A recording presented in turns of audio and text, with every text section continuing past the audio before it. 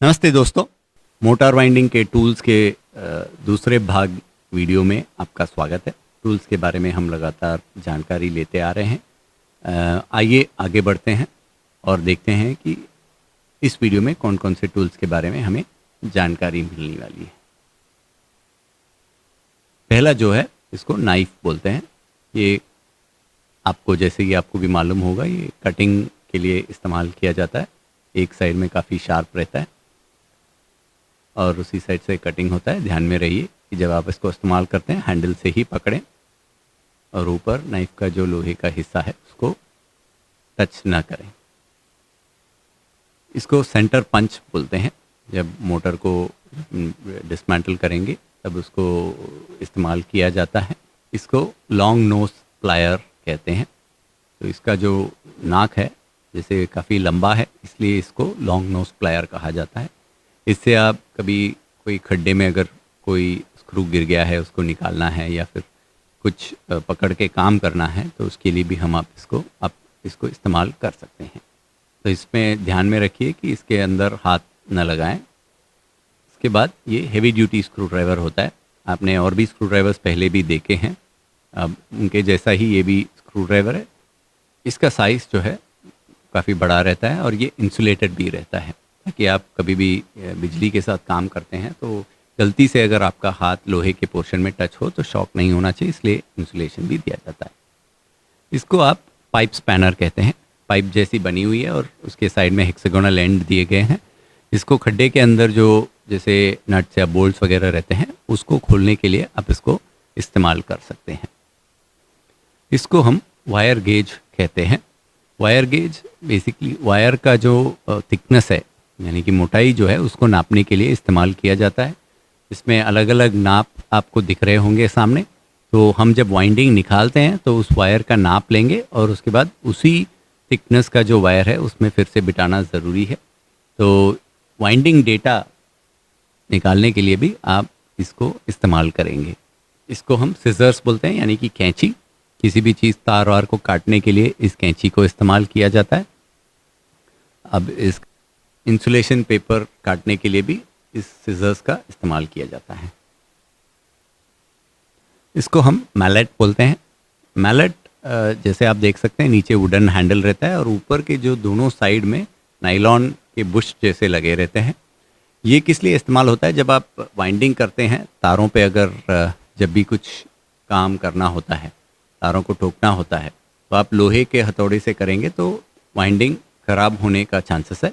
इसलिए हम इस मैलेट को इस्तेमाल करते हैं क्योंकि इससे आपको वाइंडिंग जो है, वाइंडिंग के ऊपर भी काम करेंगे तो वाइंडिंग ख़राब नहीं होगी। इसको हम फाइल बोलते हैं। ये फ्लैट फाइल होता है क्योंकि ये काफ़ी फ्लैट रहता है। अब ये फ्लैट फाइल स्क्रैपिंग के लिए भी काम हो सकता है, जैसे मोटर से कुछ छिलना है, निकालना है तो इसको इस्तेमाल कर सकते हैं। ये एक और तरीके का फ़ाइल होता है।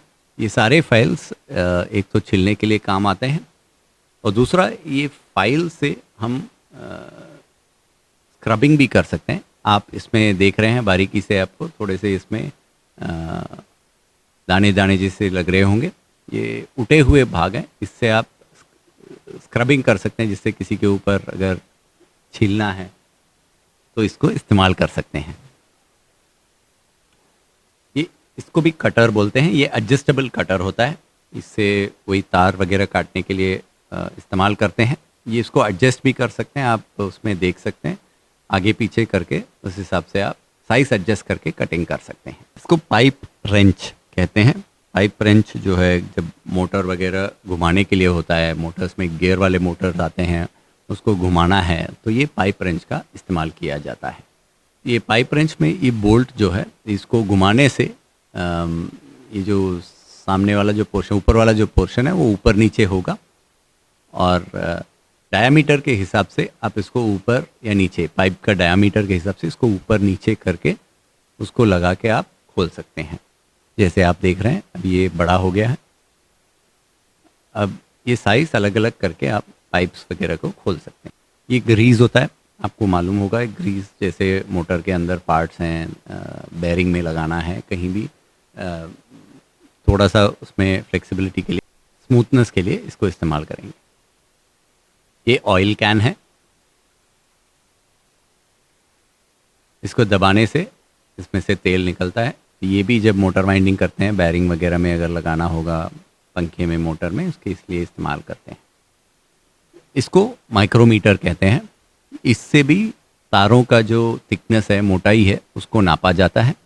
इसके ज़रिए आप बिल्कुल एग्जैक्ट थिकनेस माप सकते हैं। आप इसमें इंचेस और मिलीमीटर्स में आप पूरा माप सकते हैं। आप जैसे देख सकते हैं, ये बीच में जहाँ जो गैप में है उसमें तार रखेंगे, उसके बाद इसको घुमाएंगे तो एग्जैक्ट जब तार उसमें बैठ जाएगा तो आपको इंचेस और मिलीमीटर में उसका जो थिकनेस है वो समझ में आ जाएगा। तो ये बिल्कुल प्रिसाइज काम के लिए ज़रूरत है। वाइंडिंग डेटा के लिए ये काफ़ी ज़रूरी है कि आपको प्रिसाइज डेटा मिले। ये एलन की सेट है। आपने पहले भी एक एलन की सेट देखा था, वो मिलीमीटर्स में होता है और ये इंचेस में होता है। जैसे बड़े वाले जो बोल्ट्स वगैरह होते हैं उसको खोलने के लिए हम इसका इस्तेमाल करेंगे। तो दोस्तों, जैसे आपने देखा है, इसमें और भी टूल्स के बारे में हम जानते आ रहे हैं। अभी और भी सामान पीछे रखे हुए हैं। ये सब क्या है और इसका कैसे इस्तेमाल करना है, इसको आप अगले वीडियो भाग 3 में देखिए, भाग 3 में देखिए। धन्यवाद।